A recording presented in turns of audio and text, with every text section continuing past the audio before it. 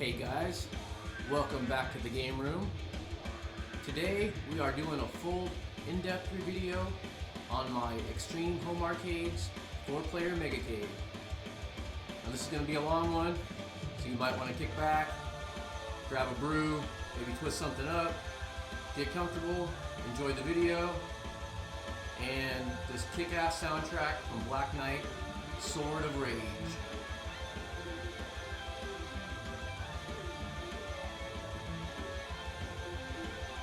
So this is my 4-player Megacade from Extreme Home Arcades. Some of you might have already seen my Gamebox video by them. Pretty much the same system, but I wanted the full arcade experience. This is pretty much what happens when you catch a Scantron 5K live feed. You end up with one of these bad boys about 9 months later, just like you got knocked up. It's pretty much the same thing. But anyway, I had the Gamebox and I wanted a little bit more authentic arcade experience, and definitely this is the machine for that. Makes you feel just like you were when you were a kid when you walk up with 50 cents or $1 in your pocket and you want to kick everyone's ass on the sticks. So I ended up with one of these. It's pretty much just a fancy arcade and PC game console emulator. They basically just take a high-tech PC with some good specs, stick it full of emulators, and they wrap it in this nice arcade package. Now this is not my original build. I ended up adopting this Megacade about 5 months into my 9-month wait. This became available, and I said, you know what, screw it. I'm sick of waiting. I'm just going to swoop on it, and I had it a week later. So it's got some stuff on it that I definitely wasn't going to order on mine. It's got the flight stick. I wanted a real simple, clean control deck. It's got 3 spinners. Yeah, 3 spinners. I don't know what the hell the person that ordered it was thinking, but anyway, they're there if I want to use them. It actually had 6 joysticks, but I removed 2 of them because they were just getting in the way. I'm not really sure what games require dual control sticks, but they were there. But the cool thing, it did have the Scantron button layout, which after using it now, I can honestly say it's pretty dope. I like having it on there. I would definitely recommend to anybody building a machine to get that configuration for their button layout. I was able to add a couple of wireless Xbox controllers, added a couple of recoilless light guns, and I added the steering wheel, which honestly is still sitting in the box. I haven't taken it out and tried to set it up yet, but we'll get there one day. This machine, obviously, as you can see, it came with the active marquee already.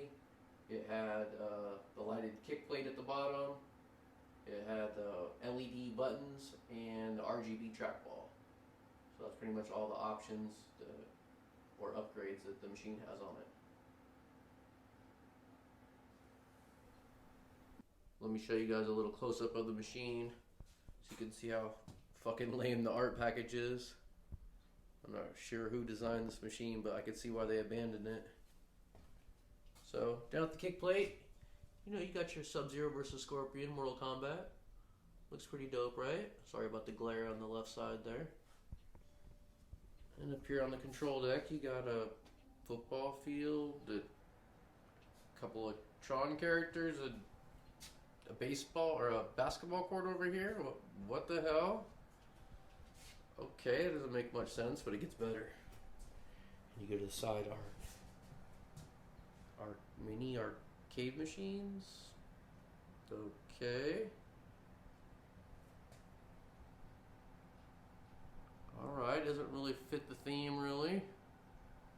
I mean, it's an arcade emulator, I get that, but yeah, it just doesn't have any cohesion with the theme. But it gets even a little bit better. You come to this side. They accidentally inverted all the images, or the main image here with everything on it. Whoops. So everything reads completely backwards. Yeah, that's kind of a major fuck up. Whoops. Anyway, it's not a big deal. I plan on reskinning the machine fairly soon anyway. We'll come up with the new theme for it. I'm just gonna live with this one for now. I've got it sandwiched between a couple of pinball machines anyway, so you can't really see the side art. And the front art looks okay to me, as long as you don't look at the basketball court or the football field. Fuck.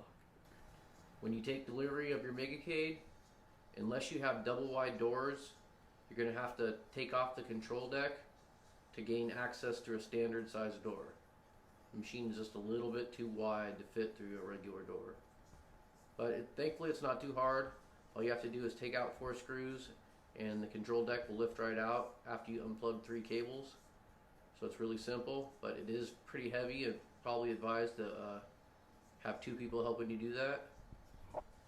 But as it is, if you remove 2 screws, you're able to lift up the control deck, which I'll show you right now. I have the front 2 screws, one right here and the other one over here removed. So I can just swing up the deck because it's on hinges and gain access to any of the components on the inside.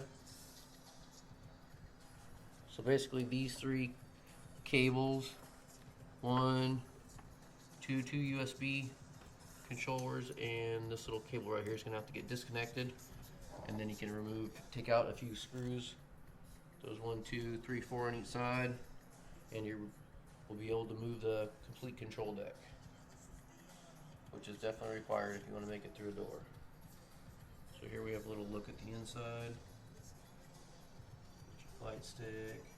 You're going to need to get familiar with this thing right there. It's called an iPad controller, and sometimes it can give you problems and you might have to unplug it or whatnot, reset it.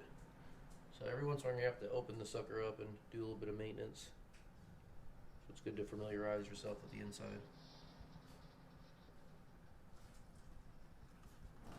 I forgot to mention the awesome trackball too.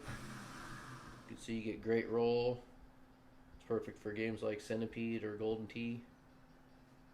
I'm pretty sure it's an authentic hap trackball, but I'm not positive on that. I know the one that comes with my game box is a hap, and this rolls pretty much the same, so I'm just assuming it is a hap trackball.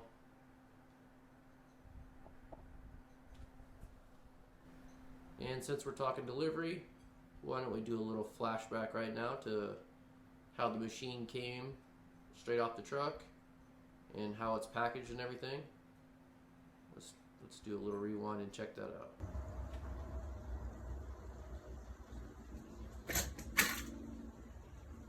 Came home to a nice surprise today. Looks like my Megacade has arrived.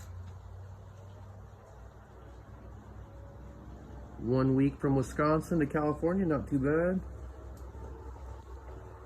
Doesn't look like my girl did the proper inspection, but hopefully it's not damaged or anything. We'll see in a minute.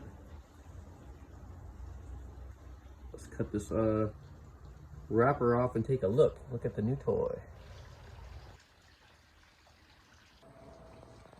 Got the plastic all off the machine. Everything looks to be in good order so far. You can see how there's a nice frame around it to protect the machine. Wrapped in shipping blankets to keep the dust to a minimum. Time to bust out the drill and take off this little frame.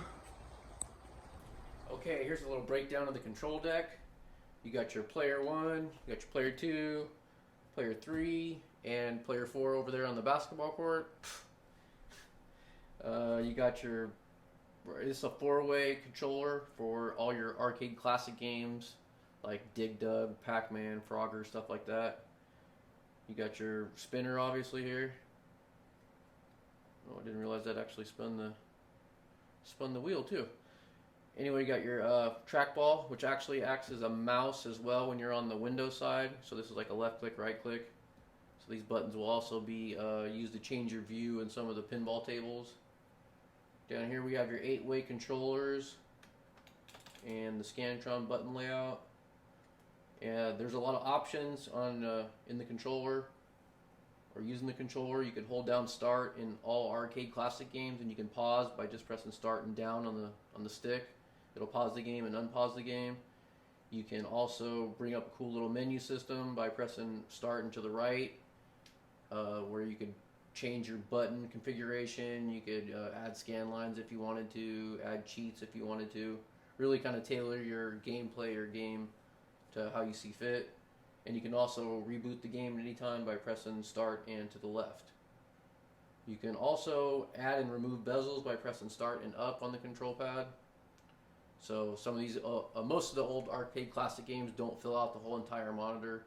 So, you know, if you don't want to deal with the side art, you can just press start and up and remove some of those bezels. Underneath, you got your volume control, which is pretty handy. It's right in arm's length. You can crank up the volume, turn it down as you see fit. And also we have a couple of USB ports for the light guns. And if you need to plug in your keyboard or a mouse or something like that, they're just right there underneath on the main part of the cab. Anyway, that's pretty much the button breakdown.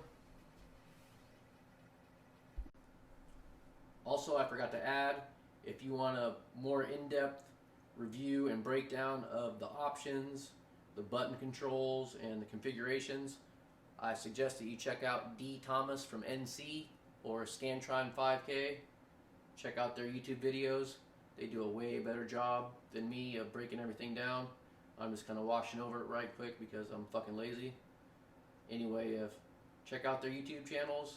They are a treasure trove of information.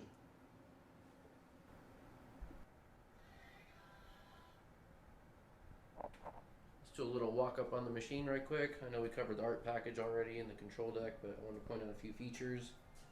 Like this really nice piece of plexiglass that's over the control deck. You got this really smooth beveled edge. There's like not a sharp edge anywhere on this control deck. There's a couple of screws, but it's no big deal. You can see I got the extra additional joysticks removed. I plan on getting a couple little pieces of plexiglass just to pop over so there's not a hole in the control deck, but not really a big deal to me right now. That'll happen soon. And we got this beautiful 50-inch Samsung monitor. It's really pretty much the heart of the machine as far as visually. Just kind of makes this whole thing pop. It's in your face. You're playing up close. Originally, I thought maybe 50 inches was going to be too much. It's like you're going to be blind just staring at the screen, but it's actually not too bad. It's pretty good. And when you're playing arcade classic games, most of them don't utilize the full screen anyway. There's usually have a bezel in there, so it's a little even that much better if you're playing arcade classics. Above that, we got your speakers mounted, so you can blast some music right in your face when you're playing. And we got the light bar right there for all the light gun games. And on top of that, you got your active marquee, which displays whatever's on whatever game you're playing. Pretty dope features. I'm glad that David from Extreme Home Arcades has added that into the build. Definitely is like next level having that active marquee. Another thing I like, the power on and off button is located on the very top right hand corner up there. So you don't, if you have some small kids, they come over and start mashing buttons, they're not, if the machine's off, they're not going to turn it on or anything. Only adults can turn on the machine. Definitely like that.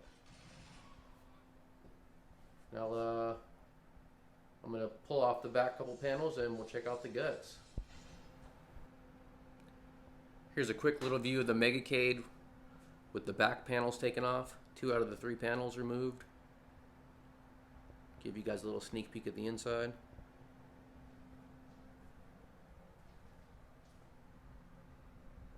Down there you got your subwoofer. You got your 1 terabyte boot drive and 10 terabyte hard drive. And over here in the tower we got your i7 and GTX 1660 graphics card, I believe. Everything's all wired in nicely. In the back we got the 50-inch Samsung 4K monitor mounted.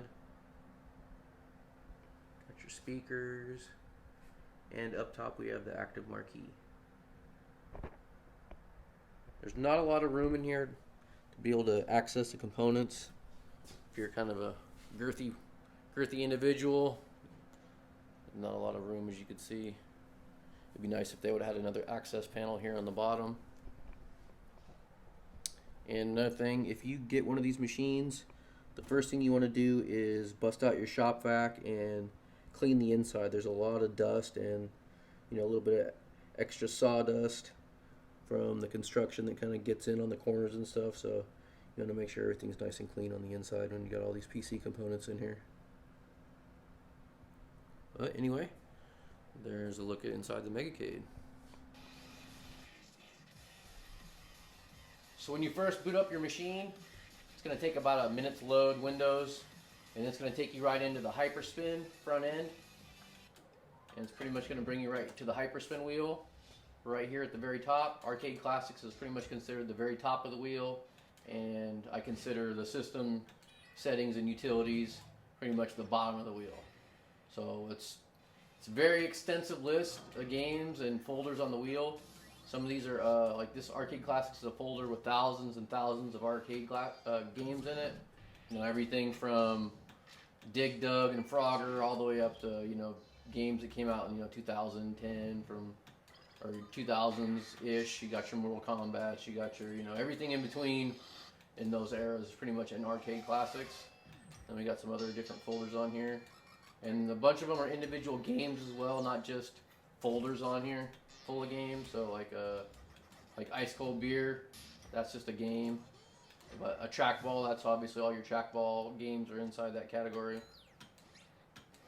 We'll just scroll down the main. There's so many games on the main wheel here. Here's the very top. I'm going to scroll down and get to the settings, and we'll see how long it actually takes to scroll through. Probably almost a minute to get all the way back to the top of the menu. So this is just to give you an idea of how much content and games and stuff's on this system. It's a ton. In fact, it's probably a little bit too much and probably disorganized on the main wheel here. It could definitely be broken down into more folders to clean things up a little bit. Like I'm getting there, almost to the top of the wheel now. And nope. Yep, there we go. Now see how long it took me just to go through it at a very fast pace. So if you're looking for something individually and you're hunting and pecking like this, it's going to take you a while to learn the whole wheel. So it would be much easier if it was just broken down like Arcade Classics into simple, easy to use folders. PC games, there's tons of PC games, just singles on the main wheel here. There's a bunch of Flash games and stuff like that. It'd look a lot better and it'd be easier to navigate if it was just a little bit cleaned up. But anyway, let's scroll down through, give you guys an idea of just, you got, your arcade shoot 'em ups, running guns. These are all the Capcom arcade games in the different folders through the generation. You got your Daphne games on Laserdisc over here, right here, like your Dragon's Lair. Let's see, we got your Fatal Furies, all the Fatal Fury fighting games are in a folder.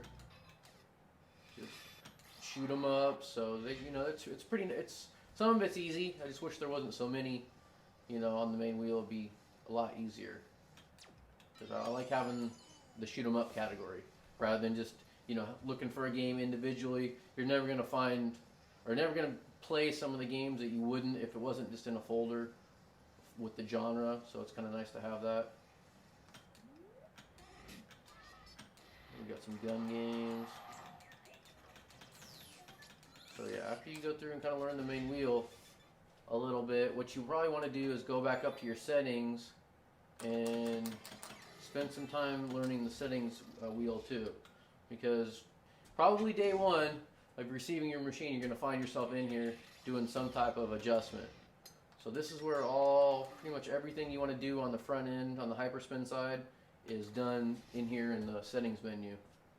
Like say if you got a game box and you wanted to put the sound through the TV instead of the speakers that are on the game box, you have to come through the settings and disable the game box and enable the speakers on your TV. Or if you're playing a different emulator, like say a PlayStation emulator, and you don't like the way the controls are mapped on the gamepad, so you go through the emulator and that's how you reconfigure the controls to change the settings for the controls. So it's just pretty much everything. If you need to update your drive, right? Factory drive registration. This happens every 6 months or so. Your Windows will say, "Hey, we need to update." So this is where you come to do it. There's just pretty much everything is done on this wheel. When you play light gun games, you have to first turn off the active marquee here.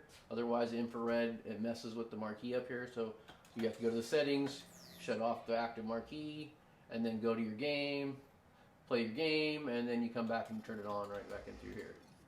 So, like I said, pretty much everything. Get to know this menu.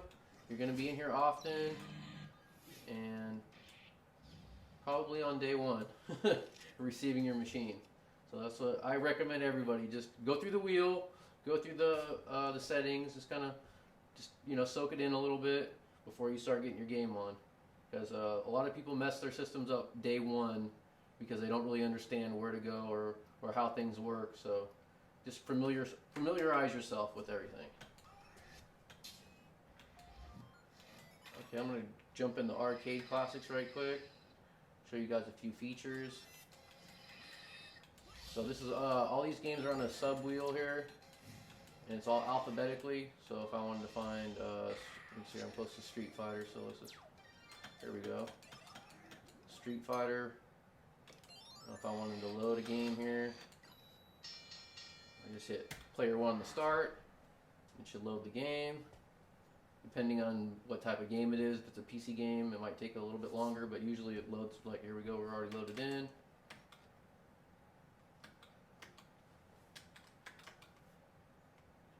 Okay, let's add some quarters, point up, press start, and we are, ready to play. Just like that. So, back out of a game at any time, all you have to do is hold player 1, start, and plus player 2, start. And that'll back out of every game and every wheel. And you can even shut the system down like that. So if I want to back out of Arcade Classics again, I just hit the same thing, player 1, player 2 start, and back out to here to the main wheel. Go back into it here. There's so many games that thankfully there's a couple of shortcuts here. Like say I wanted to go to Dig Dug and I'm way over here in S's. All I have to do is hold left or right on the joystick and it'll bring up your alphabetical order. I just go down to D right quick, go down to Dig Dug, boom, just like that. So it's easy to navigate once you get into your sub wheel here. Oh, I guess I was already playing this last time. It's kind of cool. It'll leave you, if you exit a game, when you go back into it, if the game wasn't over or whatever, it'll pretty much just leave right where you left off. So now that I'm in the game, there's a couple of in-game controls. I already went over them earlier, but we'll get back into it real quick. So if I wanted to pause the game, oh shit, all I have to do is press start and hold down on the control pad or joystick. So we're playing here, I want to pause the game. It's paused. I want to unpause it. It's unpaused. There's a few other things you can do. I actually like the bezel, but if I wanted to remove it, I would just hit start and up on the control joystick, and boom, the bezel's gone. If I want to bring it back, same thing. Same thing. Okay, there we go.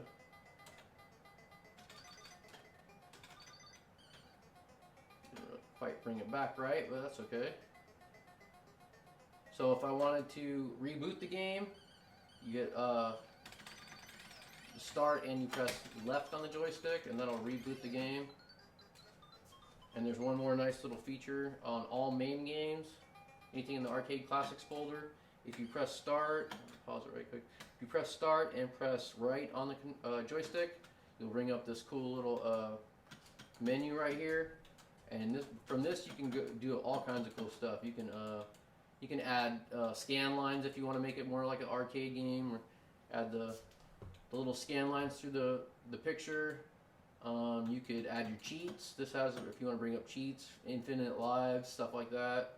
It's all up in here, but you want to be careful that you don't screw everything up, because like you see this input general.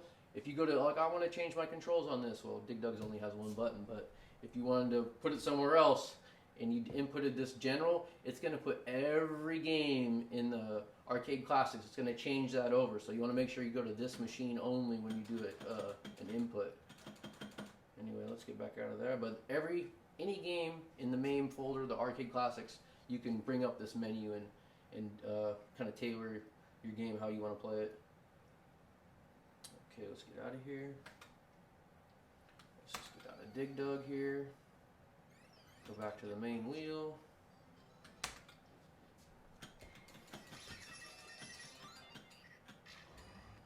So here we got some more. We got the golf games.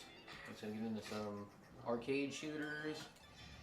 Let's Go Island. That's pretty kick-ass light gun game. There's so much stuff that I've never even played on this main wheel, and I played a lot, but I usually stick to the Arcade Classics or some of the fighting games or whatever. Those are kind of my jams. I don't do too much of the console thing, or definitely don't play any of the flash games, stuff you get on your phone. I'm just really not interested in that kind of crap. But it's on here, so if you did want to play it, it's there for you. Okay, where are we back? So yeah, here we're in some flash games here. Now we're back on some great. These are some of the my favorite arcade emulator. Right here, these Taito Type X and Atomus Wave. These are some awesome games from Japan that were in the arcades. And this is like mid-generation. These are like I think 90s, early 2000s maybe. Samurai Showdown. This is a great folder. Has all the Samurai Showdown games.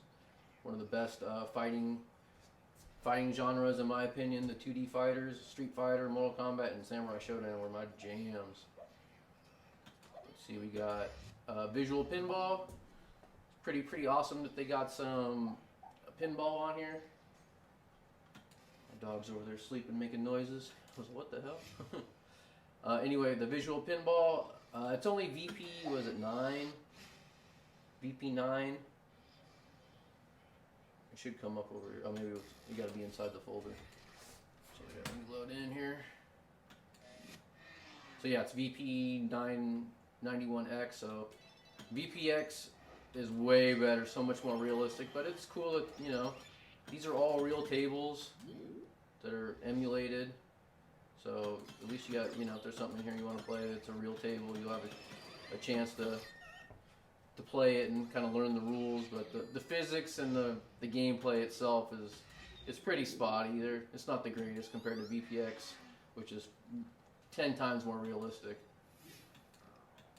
But yeah, it's cool to be able to play. Oh, I want to play the original, let's see, like Fishtails is a great game, or the original Kiss I think is on here.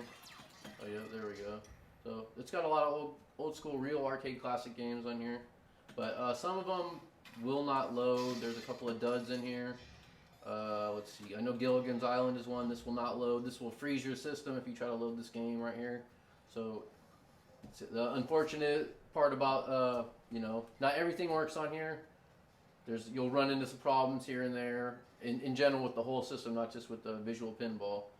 And usually when it doesn't load, it'll freeze your system up, so that's when you have to have a keyboard hooked up so you could pull up your task manager and be able to back out of the system a lot easier, because you definitely don't want to just it's going to happen eventually where it's going to freeze and nothing's going to be responsive, and you're just going to have to power off your machine manually, just turning the button off and yanking the cord basically.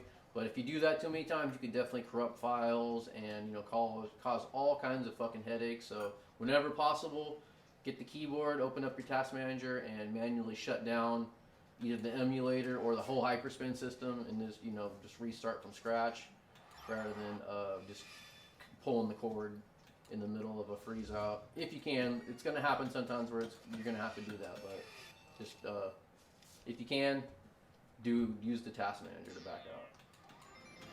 So there's Visual Pinball. Future Pinball is, I don't know, I think it's not quite as good. There's some good tables on here. I did another video where I put my top 10 Future Pinball tables, but generally it's got a lot of user-made tables that aren't in, like, you know, tables made in real life, and the physics and the gameplay is usually a step down from Future Pinball or the arcade pinball. Not all cases, but there's a couple of really good tables. See, that's not the real Aerosmith table. Let's see, but there's a cool one like the Aliens Legacy. That's a pretty awesome table. And let's back out of this. It's the same thing with the visual. There's a couple of tables that no matter what, every time you load them, it's just going to immediately crash the system. So I've almost played every Future Pinball table, and there's probably 20 to 30 tables that are like that just don't work, and they will just freeze everything up. So you're kind of just going to have to pick and choose and find trial and error, find the ones that work and the ones that don't work. And the last of the pinball categories, we got the FX 2 and 3, which these are all pretty much, you know, there's a couple of recreated Williams and Bally's tables, but they're all a bunch of original tables. But the nice thing about it, the physics are really good on these tables, and they play, you know, pretty fast. So there's a lot of fun, some good tables to be found in there. And now we're back to some more of the arcade emulators for some of the Sega hardware from the arcade games. There's some really good, you know, some of the Star Wars, obviously, some of the good driving games. Sega Naomi is fucking kick-ass. You got your Virtua Fighter, you got your Virtua Striker. I think the, yeah, so Marvel vs. Capcom 2, I believe, runs off Naomi hardware. Yeah, the Capcom versus SNK Pro, some great classics. These all play amazing too. Very, very well emulated. Haven't found a dud, I don't think, yet in this category. Let's back out of that. Some of these are like the sit-down arcade Mario Karts, but most of them aren't mapped right, and I don't know, only a few of them work right. I'm not even sure why they're really included on the wheel. Here we got, if you order they sell a dance pad for like Dance Dance Revolution. Didn't get it though. But these are all the games, I guess, that use that type of stuff. Frets on Fire, you can plug in I don't know what the hell guitar they are. The toy guitars for the Frets on Fire, Guitar Hero guitars, I guess is what they are. But yeah, you're able to actually map them and play the games on here. I don't know how to do it. It's not really my jam, but you know, for all those that are into that, we got you covered here. Okay, here we get into some of the fighting games like Street Fighter. See, this is what I don't understand right here. We got all this crap on the main wheel. You got Street Fighter, right? This is Street Fighter folder with all the Street Fighter games. Okay, Street Fighter. All right, we got cool, all in one place. Great, love it. But then why underneath are there Street Fighter Championship 5 Edition, Street Fighter? What is this? Fucking 11? You know what the hell it is? Yeah, this should just be in the Street Fighter menu, right? The folder that's right above it, so not taking up extra space on the wheel. You know, I mean, I get it. They're the newer ones. They're kind of, you know, flashy in your face, but they should just be cleaned up in the subcategory, just to make it a little bit more streamlined. Same with the Mortal Kombat. Make a Mortal Kombat folder with all the Mortal Kombats. We got it. It's cool. But anyway, so you got all your fighting games kind of lumped together up here, the newer ones. A couple of my favorites right here. The Marvel vs. Capcom 3 and 4. Now obviously number 2 is the best with that roster that just kicks ass, but graphically number 3 and Infinite are fucking amazing. When you get into some crazy 20-hit combos with, you know, pulling all 3 players doing the super moves, the fucking colors and shit are just amazing. I love that game. You know, some more fighting games. You got your Dragon Ball Z's, and not really ones that I'm into, but Guts, that's a great one. Let's see, now we're out of the fighting games and into some of the more arcade. Pac-Man 256. So some of these are, I think, the Battle Royale. I think it works, but then you can't back out. And so some of these are not mapped to. You can get in there and then you get kind of trapped and try to, like, how the hell do I back out? Because it's not universal. Just a player 1 start, you know, for player 2 does not work for, it works for everything in main, but when you get to some of these on the main wheel, you have to kind of figure it out as you go, how do you get out. Some of them you literally have to just pull out the keyboard and, you know, pull up your task manager and close them out because it's like a trap door. There's a way in, but there ain't no way out. Okay, I think these are some more Flash type of games. I don't know, I'm not really into, I haven't played most of the stuff on the main wheel. It's just too convoluted. Overcooked, those are, I think these are kind of cool. I think they're Flash games, but my kid's more familiar with this stuff. I know all the old stuff. He knows all the new stuff, like the Goat Simulator and shit like that. I'm just not. The Guts and Glory. That's what. Oh, let's play Guts and Glory. I'm like, this is the stupidest game I've ever seen. You just wreck on your bicycle and try to score points by fucking biffing it. So yeah, I used to do that in real life. Look. I'm cool on doing it on the game. Now here we got some driving games. Oh, here it is. See, this is the good stuff right here. You got your Raw Thrills, Fast and the Furious. These are the type of games that, you know, we can't get enough of here on the Megacade. Or we want as many Raw Thrills games as we can get. That's that good stuff. We're into some more PC kind of science fiction horror category. I get into the zombies and the horror, so it kind of makes sense as, you know, all the games are kind of together in some instances, and then other it doesn't. Like, okay, we're out of the zombies now. Now we're into some driving stuff. Rocket League, that's great title. Tons of fun. Me and my kid play that one on the Xbox One all the time. Well, we used to anyway. But now we got here on the Megacade too. So we got driving, and okay, it's like, alright. Now we got some sports, right? We got FIFA, we got a couple of soccer games. Okay, and then we get into Star Wars. Alright, and Lego Star Wars. Not really stuff I'm interested, but it's like, that should be in a little subfolder or sub-menu. We don't need all the Lego Batmans just right there in our face on the main wheel.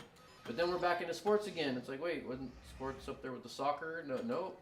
Here's all the sports. So stuff's not even lumped together kind of right on the main wheel. It makes navigating a pain in the ass until you become familiar with everything.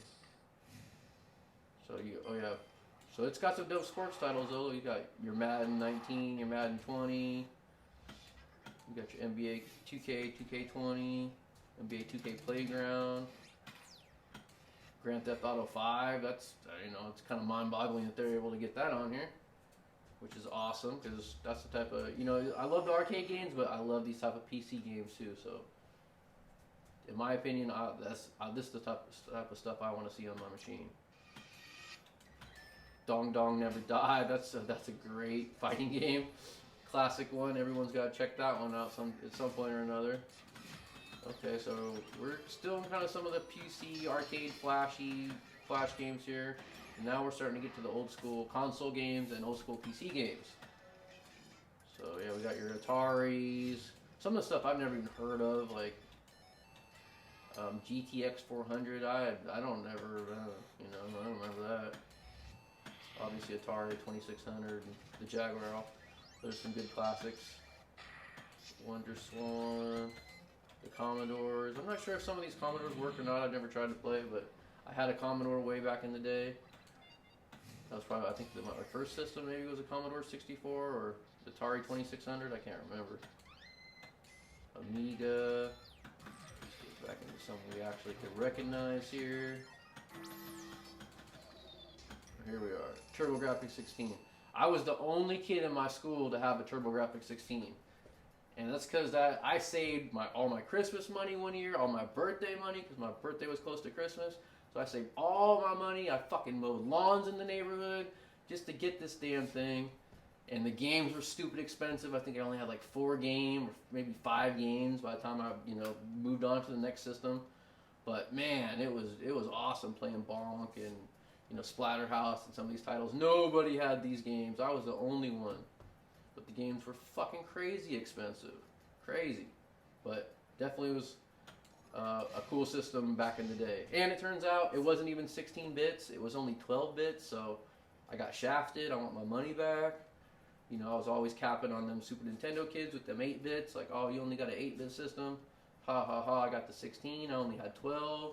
So, all these years later, I can only shake my head. High capping for nothing. So here we are on the Nintendo. With the Nintendo emulators, for some reason, most of them are just pretty crappy.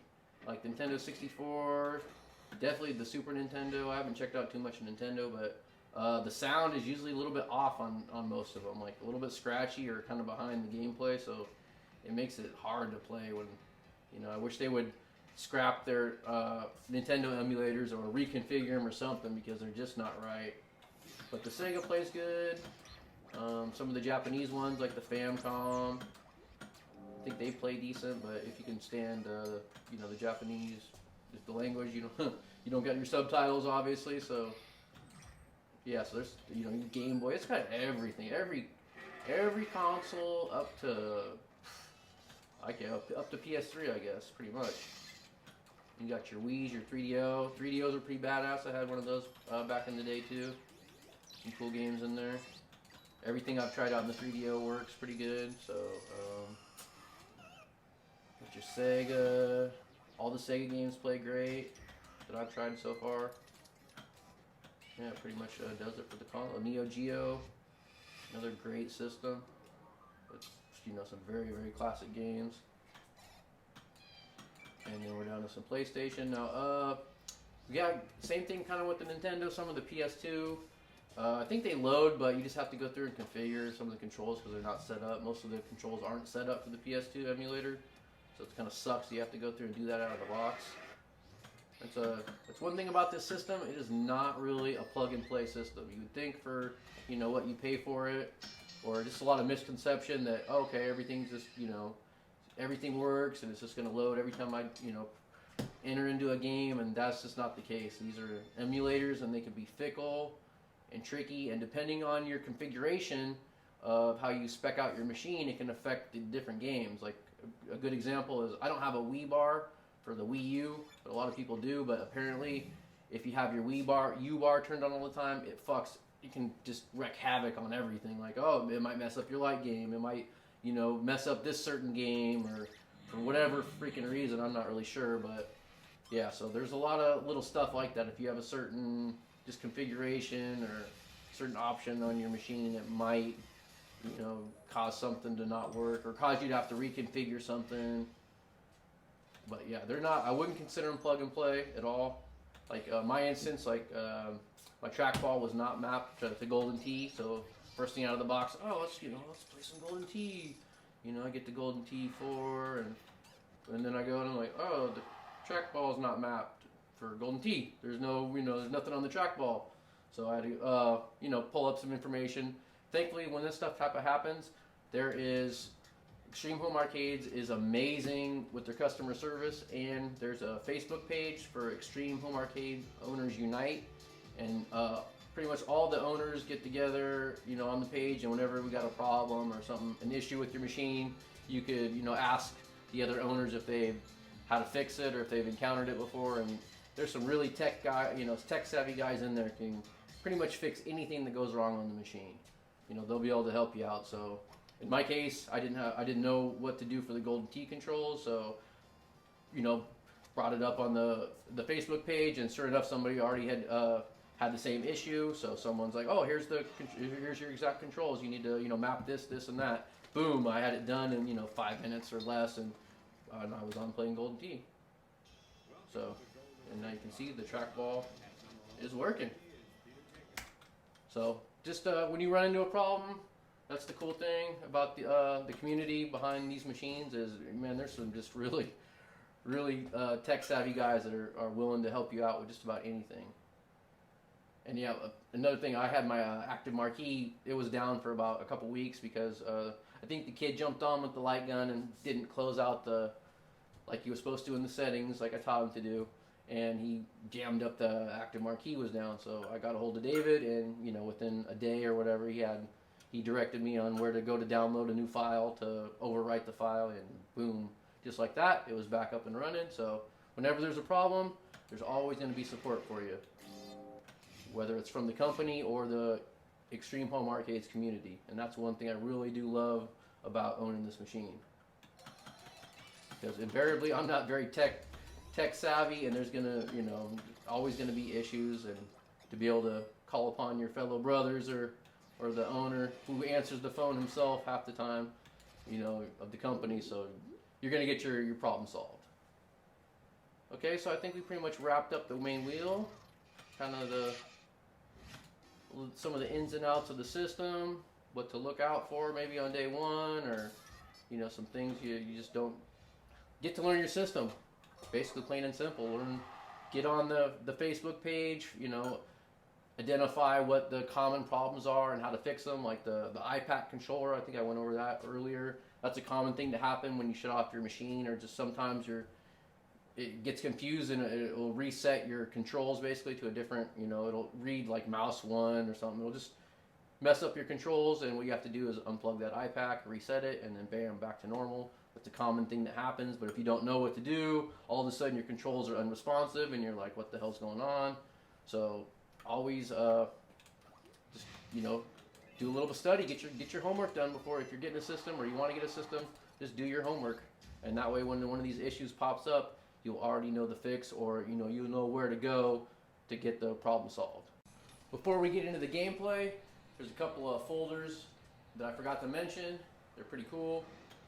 At the very bottom, or at the top, whatever, right above the system, you got there's a cool like magazine collection of vintage arcade commercials and magazines from like all the original Nintendo Powers and stuff like that. Pretty cool. We got some commercials. There's some videos from the Angry Gamer from YouTube, if you've ever seen any of those. So a little bit more content on the machine, and there's tons of movies. There's like 100 and something movies on here. Mostly video game related, like Resident Evil, RoboCop. You got some great Rocky. Those aren't video game related, but yeah. So there's actually tons of movies. So there's more content. So you could literally play movies, you know, just on your machine. Right? If you don't want to play video games, you can watch a movie. Texas Chainsaw Massacre. Like, yeah. Breakfast Club. Look at that. This has got some of the great classics. Oh shit, I don't even know how Lord of the Rings on here. I had no idea. Shit, I might watch that later. Hell yeah. So you got your movie category and a little jukebox for your music, some tutorial videos, and this awesome folder called Customer Requests. Now, one of the great things about Extreme Home Arcades is when you buy a system, you get free software updates for life. So whenever they are constantly adding games on their system, so like every 6 months, what you could do is like send in your hard drive, and they'll update it for you and put whatever the latest games on and send it back, and just like that, and you got the new stuff. So they do it for free for the life of your system. So as long as your hardware can keep up with you know, the current drive or whatever they're putting out, you know, you're good to go, which is pretty awesome. And another thing is this is the folder where if you want something that's not on the machine, you can get a hold of David, and he'll do his best to find it. And usually he always finds it.